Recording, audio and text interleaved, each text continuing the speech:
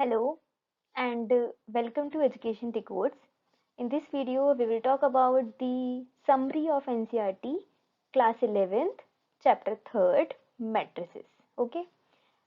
Then इसके बाद हम आगे और भी वीडियोस देखेंगे. So start करते हैं. Yes. So matrices जो चैप्टर 3rd है, एनसीईआरटी जो है वो अपनी चैप्टर्स के लास्ट में 1 और 2 पेजेस में समरी प्रोवाइड करते हैं and that summary was sufficient for the competitive exams or the revision of the chapter. So उसको करने के लिए हमने authentic summary ही ली है. अपने notes भी आप बना सकते हैं, अपने tips questions को solve करने के जो tricks होते हैं उनको भी add कर सकते हैं. वो आगे आगे हम questions के according पढ़ेंगे. ऐसे लिख के वो चीज़ें करने से याद भी नहीं रहेगा आपको. तो जो summary authentic है वही बहुत है. Yes, this is summary. So the first point is a matrix is an order rectangular array of numbers of functions. एक जो matrix होती है जो हम रो और कॉलम की फॉर्म में नंबर्स को अरेंज करते हैं, वो एक रेक्टेंगुलर फॉर्म का अरे होता है जो कि प्रोग्राम्स में ज़्यादा यूज़ किया जाता है. मैटलैब एंड जो सी जावा वाले जो लोग मतलब जो स्टूडेंट्स होते हैं वो यूज़ करते हैं अरेज का. एक फंक्शन होता है अरे एंड देन उनको उन नंबर्स को अरेंज करते हैं एक रेक्टेंगुलर फॉर्म में. सो इनका ऑर्डर जो होता है वो m मल्टीप्लाई n होता है. तो m जो होते हैं जितने नंबर ऑफ रोज होते हैं वो m होते हैं और नंबर ऑफ कॉलम्स को n बोलते हैं. सो जो एग्जैक्ट ऑर्डर होता है उसका वो m क्रॉस n बोलते हैं या mn ऑर्डर की बोलते हैं. तो जहाँ पे थर्ड पॉइंट है aij एलिमेंट है एक मैट्रिक्स का. जैसे a11 a12 a13 3x3 की अगर लेंगे तो, और सेकेंड रो होगी उसकी a21 a22 a23, then third row होगी a31 a32 a33. आप जब समरी देख रहे हैं तो आई होप मैं इतना एक्सपेक्ट कर रही हूँ कि आप का जो बेसिक है मैट्रिक्स का आपने कभी ना कभी मैट्रिक्स देखी होगी. सो अगर m क्रॉस 1 है इट मीन्स कि जो कॉलम है वो 1 है. तो नंबर ऑफ कॉलम जो है वो 1 है तो वो कॉलम मैट्रिक्स होगी, और नंबर ऑफ रो अगर 1 है तो वो रो मैट्रिक्स होगी. मतलब रो होगी वो इस तरीके से होगी, हॉरिजॉन्टल होगी, और जो कॉलम होगी वो वर्टिकल होगी. Then an m cross n matrix is a square matrix if m is equals to n. अगर किसी भी मैट्रिक्स में number of row equals to number of column हो जाएगा तो दैट वाज स्क्वायर मैट्रिक्स हो जाएगी वो. Like 2 cross 2 3 cross 2 1 cross 2 5 cross 2 and so on. और देन पॉइंट नेक्स्ट पॉइंट है if a is equals to aij m cross m. अगर square matrix आप देखिए वहाँ पे m क्रॉस n नहीं लिखा है, m क्रॉस m लिखा है. Is a diagonal matrix. अगर वो डायगोनल मैट्रिक्स है इट मीन्स कि अगर उसके डायगोनल में सिर्फ नंबर है बाकी सारे एलिमेंट्स जो हैं वो उसके जीरो हैं, तो उसको डायगोनल मैट्रिक्स बोलेंगे जब A I J is equals to zero होगा. ए आई जे, अब देखिए ए आई जे मतलब कि I is equals to I नहीं लिखा है, I is equals to J not equals to J लिखा है. इट मीन्स कि अगर कोई ट्रू क्रॉस ट्रू की मैट्रिक्स है और उसमें a12 a2 a11 a12 a21 a22 ये चार एलिमेंट है, तो a11 और a2 जो है वही नॉट इक्वल्स टू जीरो होंगे. बाकी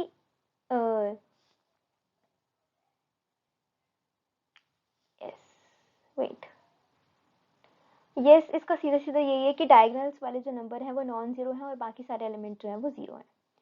if a is equals to matrix A I J N cross N, ये भी स्क्वायर मैट्रिक्स है, इसे स्केलर मैट्रिक्स. एक स्क्वायर मैट्रिक्स को स्केलर मैट्रिक्स कब कहेंगे? जब A I J is equals to zero, when diagonal जो एलिमेंट्स हैं वो तो नॉन जीरो है और A I J is equals to K, then K is some constant. और जो नॉन डायगोनल एलिमेंट है that is I is equals to J वाले, वो कोई कांस्टेंट नंबर है. तो कांस्टेंट नंबर है और कांस्टेंट नंबर है तो वो बाहर आ जाएगा, तो उस मैट्रिक्स को बोलेंगे स्केलर मैट्रिक्स.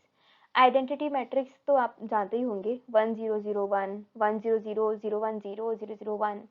सो ये आइडेंटिटी मैट्रिक्स है. आइडेंटिटी का मतलब होता है कि अगर आप किसी भी मैट्रिक्स में उसका मल्टीप्लाई करते हैं तो वही मैट्रिक्स दोबारा से निकल के आ जाती है. ठीक है. A zero matrix has all its element as zero. Zero matrix में सारे एलिमेंट जो होते हैं वो जीरो होते हैं. और आप ये भी कह सकते हैं कि आइडेंटिटी मैट्रिक्स जो होती है उसमें जो डायगोनल एलिमेंट्स होते हैं वो 1 1 1 होते हैं और बाकी सारे एलिमेंट्स जो होते हैं वो 0 0 होते हैं.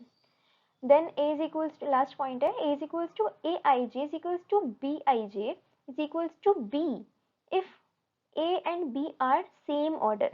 Aij जो एलिमेंट है वो Bij के एलिमेंट के तब बराबर होगा जब A और B के जो ऑर्डर है वो सेम होगा। मतलब कि कह सकते हैं कि दो मैट्रिक्स बराबर तभी है जब उनके ऑर्डर सेम होंगे।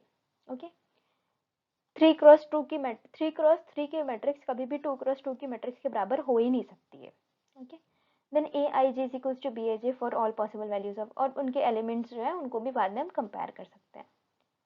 सो यस, अगर किसी मैट्रिक्स में हम कांस्टेंट k का मल्टीप्लाई करते हैं, सो जो कांस्टेंट k है वो उसके सारे एलिमेंट से मल्टीप्लाई हो जाएगा।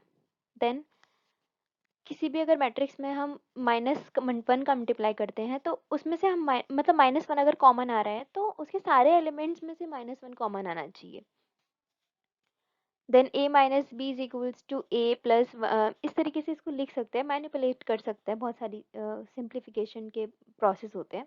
Then a plus B is equals to b plus a, अगर कोई मैट्रिक्स है उसको अगर हम a प्लस b कर रहे हैं तो जो रिजल्ट a प्लस b करने से आता है वही same result b plus a करने से भी आएगा। It means we can say that matrices follow the commutative property and this is the associative property, same वो follow करती है।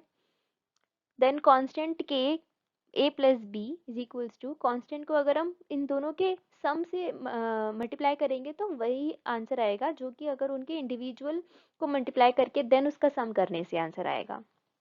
Then k plus L A, अगर किसी मैट्रिक्स दो कांस्टेंट का सम हम एक मैट्रिक्स में ऐड कर रहे हैं तो अगेन इंडिविजुअलिटी भी उसमें मतलब उनका सम करके भी वही चीज़ आएगी। If a is equals to aij and b is equals to bjk and order mn and order np, then yes it is, तो उनका प्रोडक्ट पॉसिबल होता है। अगर हमें दो मैट्रिक्स का मल्टीप्लाई करना है तो उनके ऑर्डर में जो नंबर ऑफ रोज है, एक का number of rows is equals to दूसरे का नंबर ऑफ कॉलम होना चाहिए, तभी मल्टीप्लिकेशन पॉसिबल होता है। जैसे कि 3x2 की एक मैट्रिक्स है और 2x2 की एक मैट्रिक्स है, तो 3 क्रॉस जो 3x2 है उसका number of column is equals to number of row of second matrix that is 2, तो 2 और 2 बराबर है तभी मैट्रिक्स का जो प्रोडक्ट है वो पॉसिबल है। If a is equals to A I J M N order का है, देन ए ट्रांसपोज और ए ट्रांसपोज ए डैश भी बोल सकते हैं और ए के ऊपर ऐसे शॉर्ट सबस्क्रिप्ट में हम टी भी लगा सकते हैं। So that was called transpose of a matrix.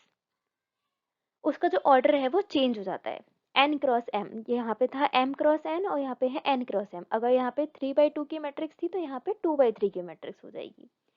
और ए ट्रांसपोज का ट्रांसपोज अगेन ए मैट्रिक्स आ जाएगी। ये ट्रांसपोज की कुछ प्रॉपर्टीज दे रखी है, लाइक के ए ट्रांसपोज है तो के बाहर आ जाएगा कांस्टेंट में और ए का ट्रांसपोज हो जाएगा। ए प्लस बी का ट्रांसपोज सम का ट्रांसपोज करना है तो ए का ट्रांसपोज अलग और बी का ट्रांसपोज अलग। देन ए बी का ट्रांसपोज जो होता है वो उल्टा हो जाता है, बी ट्रांसपोज ए ट्रांसपोज हो जाता है। Then A is a symmetric matrix if A transpose equals to A. A matrix को हम सिमेट्रिक मैट्रिक्स बोलेंगे जब उसका transpose equals to same A की तरह आएगा, और ए को स्क्यू सिमेट्रिक बोलेंगे जब उसका जो ट्रांसपोज है वो नेगेटिव ऑफ ए आएगा। Any square matrix can be represented as sum of this symmetric and skew symmetric matrix. हाँ, किसी भी स्क्वायर मैट्रिक्स को हम उसके सिमेट्रिक के सम से और उसके स्क्यूड सिमेट्रिक के सम, इन दोनों का सम को लिख सकते हैं। Like A is equals to symmetric matrix A plus skew symmetric matrix A. If A and B are two square matrix such that AB is equals to BA is equals to 1. दो matrix हैं, it is I identity matrix. अगर किसी भी दो matrix का multiply करके identity matrix आ रहा है, then B is the inverse of A. तो हम कह सकते हैं कि जो बी है वो इनवर्स है ए का। यस ऑब्वियसली, लाइक हम मैट्रिक्स को ना लेके अगर हम बोलें कि 2x1/2 इज इक्वल्स टू 1 आ रहा है तो हम ये बोलेंगे ना 2 जो है, जो 1/2 है वो 2 का ट्रांसपोज है या 2 का इन्वर्स 1 है 1/2। तो अगेन आइडेंटिटी आ रही है, सेम वही वाला रिजल्ट है। तो यहाँ से एक फॉर्मूला निकलता है, A is equals to 1 upon determinant A and then A transpose. A inverse, yes, A inverse is equals to 1 upon determinant A transpose. ये आप लोग बुक से देख लेना और डीपली अगर पढ़ना हो तो आपको। Inverse of a square matrix if exists then it is unique. अगर किसी स्क्वायर मैट्रिक्स का इनवर्स निकल रहा है तो वो यूनिक होता है अपने आप में। मैं लिख देती हूँ formula. A inverse is equals to 1 upon determinant of A and A transpose।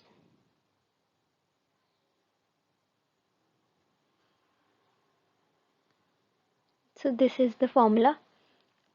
और नेक्स्ट वीडियो में इसको मैं और अच्छे से एलैबोरेट कर दूंगी। So yes, thank you. Yes, thanks for watching. Like, share, comment, subscribe as you are on YouTube। So thank you।